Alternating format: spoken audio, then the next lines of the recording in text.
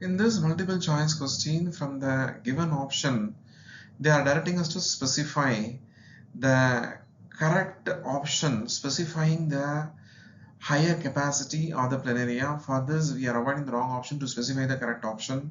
Why we are avoiding metamorphosis? Why? Because that condition is observed in the frog development, so we are avoiding option A. Why we are avoiding option C? Because of alteration of generation we are observing in area, so we are avoiding option C.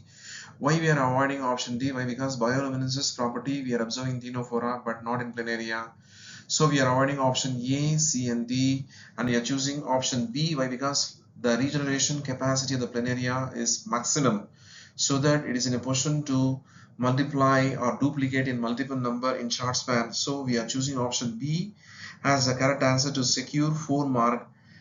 What are the points we told with this pictorial representation? Again back we are giving us a recap. To take the NEET notes, flatform planaria as a higher capacity for regeneration. With this specification, we chosen option B to secure 4 mark.